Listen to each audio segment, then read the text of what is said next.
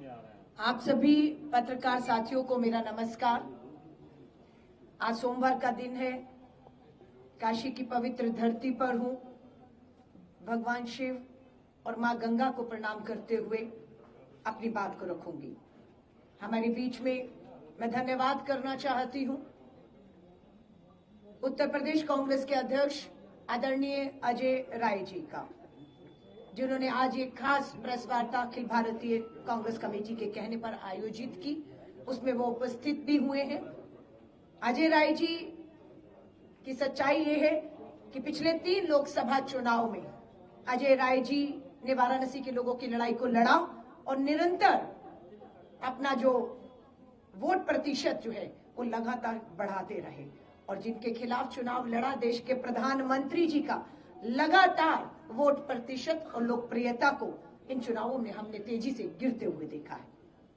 आज उसी संसदीय क्षेत्र में जहां से देश के प्रधानमंत्री चुनकर आते हैं, वहीं पर बैठकर आज अखिल भारतीय कांग्रेस कमेटी ने तय किया कि हम संविधान बचाओ देश बचाओ एक अभियान की आज देश भर में शुरुआत कर रहे हैं।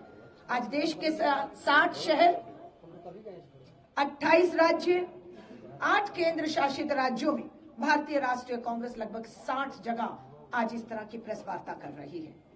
संविधान बचाओ देश बचाओ। लोकतंत्र खतरे में है, संविधान खतरे में और संवैधानिक संस्थाएं खतरे में है। जिस देश का लोकतंत्र खतरे में हो, संविधान खतरे में हो, संवैधानिक जो है संस्थाएं खतरे में हो, वो देश सुरक्षित नहीं हो सकता। और इसकी लड़ाई जो लड़ रहा है उसका नाम है श्री राहुल गांधी। भारत जोड़ो यात्रा करते हैं, भारत जोड़ो न्याय यात्रा करते हैं। संविधान की प्रति उनके हाथ में अगर आप देख रहे होंगे मजबूती से संविधान में उसमें मिले हक अधिकारों की लड़ाई को वो अकेले लड़ रहे हैं इस देश में। इसीलिए आज वो भाजपा के निशाने पर है।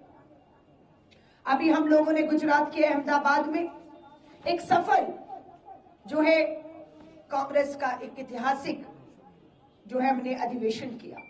उसमें बहुत से फैसले लिए गए, आगे का रोड मैप तैयार किया गया और श्री राहुल गांधी जी ने तय किया कि गुजरात जाकर, अहमदाबाद जाकर, वहां जाकर सीधे इन्हें चुनौती देंगे और इन्हें बेनकाब करेंगे। बस उसी से बौखलाकर भाजपा ने अपने इन संवैधानिक संस्थाओं, जिसमें ईडी, जिसको हम आपराधिक वसूली मशीन कह रहे हैं, इलेक्शन, ईडी मतलब इलेक्शन डिपार्टमेंट, ईडी मतलब एक्सटॉर्शन डिपार्टमेंट, वसूली केंद्र बन चुका है।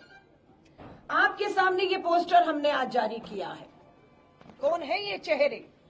क्या मामले थे उनके ऊपर? अजीत पवार के ऊपर सिंचाई घोटाला था, मामला ईडी की रेड, छापे 30,000 करोड़। कहां है अजीत पवार जी?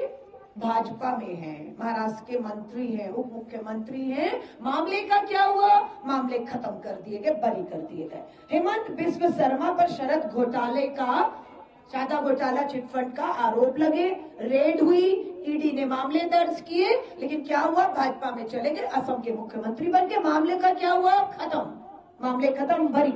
अशोक चव्हाण महाराष्ट्र के मुख्यमंत्री रहे। आदर्श हाउसिंग घोटाला, ये भाजपा तांडव कर रही थी सड़कों पर इन नेताओं के खिलाफ, इनके भ्रष्टाचारों को, इन सबको वो उठा रही थी। हमारी पार्टी में थे तब अशोक चव्हाण जी, हेमंत बिस्वा जी और अजीत पवार जी एनसीपी में थे। तब भाजपा तांडव कर रही थी, भ्रष्टाचार के आरोप लगा रही थी, ईडी की रेड हो रही थी, संपत्तियां जब्त हो रही थी। आज क्या है अशोक चव्हाण जी? भाजपा में चले गए। मामले का क्या हुआ? मामला बंद, फाइल बंद, खत्म। नारायण राणे लैंड घोटाला कहाँ है? महाराष्ट्र में भाजपा में चले गए। छगन भुजबल कहाँ है? कौन सा मामला था? महाराष्ट्र सदन घोटाला, करोड़ों रुपए के भ्रष्टाचार, मनी लॉन्ड्रिंग के मामले ईडी ने दर्ज किए, भाजपा में गए। भाजपा की वॉशिंग मशीन भाजपा में धुलकर सारे दाग भ्रष्टाचार के धुल गए और अब ये मुख्यमंत्री हैं, मंत्री हैं, केंद्रीय मंत्री हैं। शुभेंदु अधिकारी, प्रफुल्ल पटेल, मुकुल राय, बीएस येदियुरप्पा, नवीन जिंदल, ये सब पर भाजपा ने अपनी इसी सत्ता के दौरान ED, income tax, CBI red, मामले दर्ज हुए। सोच रहा था सजाएं होंगी, भ्रष्टाचार किया है, जांच हो रही है, लेकिन जांच रुक गई और जेल जाने की बजाय भाजपा की वॉशिंग मशीन में धुलकर सबके सब भाजपा में शामिल हो गए। ये सच्चाई है इस भाजपा की। आज हम लोग आपके बीच में आए हैं। नेशनल हेराल्ड कब का अखबार है? 1937 का। देश की आजादी से 10 साल पहले, देश आजाद होता है 1947 में, अखबार 1937 में बनती है। किस लिए बनती है?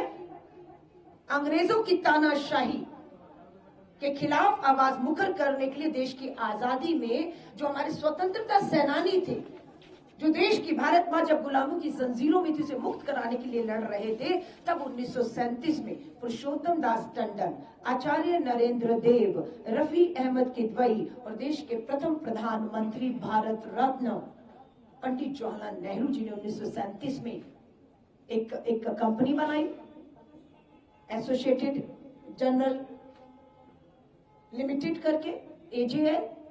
उसको काम सौंपा कि आप 3 अखबारें चलाएंगे और 3 अखबारें हिंदी, अंग्रेजी, उर्दू में छपनी शुरू हुई। हिंदी के अखबार का नाम नवजीवन है, जो आज भी छप रही है। उर्दू की जो अखबार थी उसका नाम कौमी आवाज रखा गया, जो उस समय अखबार छपती थी लेकिन अब सिर्फ ऑनलाइन है। तीसरा अंग्रेजी का अखबार, अंग्रेजों को उन्हीं की भाषा में समझाने के लिए कि झुकने वाले नहीं है, आजादी हमारा हक है, लेकर रहेंगे। तो अंग्रेजी की नेशनल हेराल्ड स्वतंत्रता सेनानियों ने बनाई और मुखर होकर इसके आवाज उठानी शुरू की। जब यह अखबार चल रहा था तब आरएसएस थी या नहीं थी? आरएसएस कब बनी? 1925 में आरएसएस थी। आरएसएस क्या कर रही थी? आरएसएस अंग्रेजों की मुखबरी कर रही थी, देश के साथ गद्दारी कर रही थी। जब देश के स्वतंत्रता सेनानी अंग्रेजों से लड़ने के लिए एक अखबार चलाकर अपनी बात को रखने की बात कर रहे थे। 1942 में भारत छोड़ो अंग्रेजों भारत छोड़ो आंदोलन की शुरुआत में इस अखबार ने अहम भूमिका निभाई। आर्टिकल लिखे जाने लगे, लोगों में क्रांति आनी शुरू हुई और उसी समय इस अखबार पर प्रतिबंध अंग्रेजों द्वारा 1945 में लगा दिया गया। अब ये तीनों अखबारें, कोई विज्ञापन अंग्रेजों की सरकार नहीं देती थी, कांग्रेस की बनाई हुई ये अखबारें थी जो अंग्रेजों से लड़ाई लड़ रही थी। कांग्रेस ने तय किया हम इस अखबार को, तीनों अखबारों को चलाते रहेंगे। 100 किश्तों में 90 करोड़ रुपया किसने दिया? कांग्रेस ने दिया। कैश दिया? नहीं, चेक में दिया। पूरी पारदर्शिता के साथ कांग्रेस ने इस अखबारों को चलते रहने के लिए तब से लेकर 100 किश्तों में चेक के माध्यम से 90 करोड़ दिया। ये कंपनी कर्ज में डूबने लग गई। मदद हम करते रहे कि अखबार चलनी चाहिए, ये देश की धरोहर है, ये अखबारें 1947 से चल रही है, ये कभी बंद नहीं होनी चाहिए, चलनी चाहिए। और हमने इसको जिंदा रखने के लिए हर भरसक प्रयास किए और उन्हें दिए कि अखबार का प्रिंटिंग रुके नहीं। आप भी पत्रकार हैं, आपको पता आपकी तनख्वाहें कहां से आती हैं? विज्ञापनों से आती हैं। आपके अखबार छपनी है, आपके वेतन आने हैं, आपकी बिल्डिंग, आपका बिजली, आपका पानी, आपके बिल, आपके सब खर्चे कहां से निकलेंगे? वैसे इस अखबार के हर खर्चे को चलाते रहने के लिए, कर्ज से उभारने के लिए कांग्रेस ने इन्हें ऋण देना शुरू किया। अब ये जो अखबारें हैं कर्ज में डूबने लग गई। अब इन्हें कर्ज मुक्त करने के लिए यंग इंडिया नॉन प्रॉफिट एक कंपनी बनाई जाती है, कानूनी बनाई जाती है, कानून के दायरों में बनाई जाती है। और जितना कर्ज इन अखबारों के ऊपर था, एजेएल के ऊपर था, उस सारे कर्ज को अपने ऊपर ले लिया गया। कंपनी को जो हमारी धरोहर है उसको कर्ज मुक्त कर दिया गया और कर्ज अपने ऊपर ले लिया गया। इसके कौन बने शेयर धारक? इंडिया जो हमारी यंग इंडिया बनी, उसमें हमारे 2 नेता नहीं रहे, मोतीलाल वोरा जी, ऑस्कर फर्नांडिस जी नहीं रहे। उसके बाद 2 डायरेक्टर और कौन रहे? श्रीमती सोनिया गांधी जी और राहुल गांधी जी बने। 2 सदस्य और हैं जिसमें सैम पित्रोदा और सुमन दुबे जी। ये 6 लोग शेयरधारक बन गए। इन्होंने जो कर्ज है उसे इक्विटी में बदलकर शेयर लेकर अपने पास रख लिया। क्या वो शेयर को बेच सकते हैं? नहीं बेच सकते, क्योंकि Young India non profit organisation है, वो अपने शेयर नहीं बेच सकते।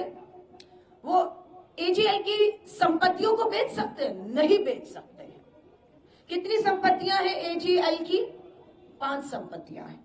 ये 5 संपत्तियां कहाँ हैं? दिल्ली, पंचकुला, मुंबई, लखनऊ और पटना, इंदौर में है। जिसमें से दिल्ली, पंचकुला, मुंबई, पटना और इंदौर की संपत्तियां जो हैं वो लीज पर है। वो मालिक नहीं है, वो लीज पर है, वो बेच ही नहीं सकती।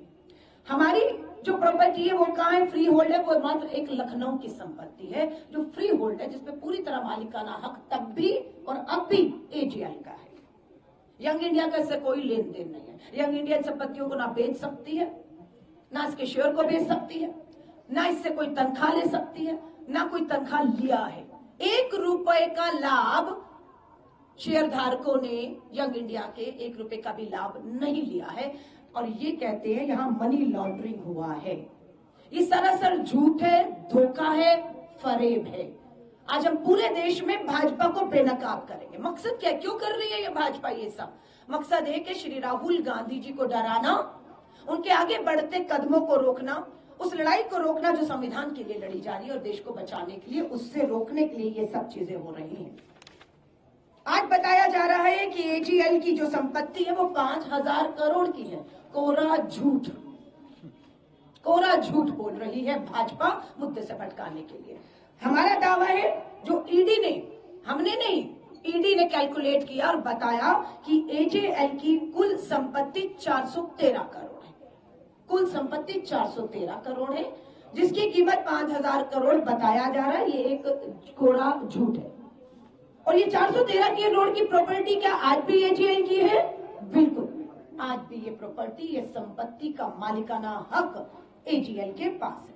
2013 में सुब्रमण्यम स्वामी भाजपा के नेता ने अदालत में मामला दर्ज किया। अखबार कब की है? 1937 की। मामला कब पता लगता है कि चलिए उठिए एक मामला दर्ज कर देते हैं? सुब्रमण्यम स्वामी जी 13 में भाजपा में थे, खुश थे। भाजपा ने कहा मामला दर्ज करो, मामला दर्ज हो गया। और 2020 तक मामला चलता रहा, कुछ साबित नहीं कर पाए। अंत में क्या किया? सुब्रमण्यम स्वामी कोर्ट में जाकर स्टे मांग लेते हैं कि मेरे इस मामले में कुछ भी नहीं था, 13 से 20 आ गया, मैं इस मामले को वापस लेता हूं। सुब्रमण्यम स्वामी ने 2020 में मामला वापस ले लिया। वापस लेते ही भाजपा मैदान में कूद गई और भाजपा ने अपनी ईडी को पीछे लगा दिया। मामला दोबारा दर्ज करिए। ईडी ने भी मामला दबाव में दर्ज कर लिया। दर्ज करने के बाद जो उसकी समय सीमा थी कि आपको इतने दिनों में, कितने दिनों में मामला दर्ज करने के 365 दिन में आपको चार्जशीट दाखिल करनी है।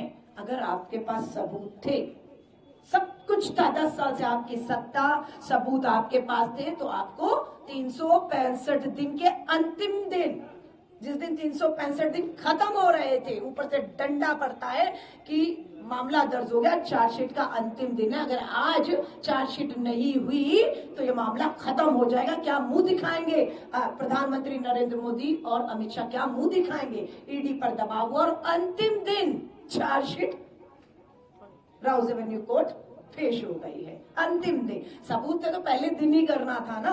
1937 की अखबार आज तक चल रही है, 85 साल से चल रही है, 10 साल से आपकी सरकार, करना था ना, कुछ था ही नहीं। अब हो गया है तो सच्चाई ये कि सुप्रीम कोर्ट से इजाजत लेनी पड़नी थी, क्योंकि सुप्रीम कोर्ट से इजाजत के बिना आप ये मामले को चार्जशीट नहीं कर सकते थे। और इन्होंने दबाव में, जल्दबाजी में अंतिम दिन में मामला चार्जशीट कर दिया। और हम इस लड़ाई को कानूनी तौर पर लड़ रहे हैं, हम इस लड़ाई को राजनीतिक तौर पर लड़ेंगे। हमारे मजबूत वकील। इस खबर पर अपनी राय हमारे कमेंट बॉक्स में जरूर दें।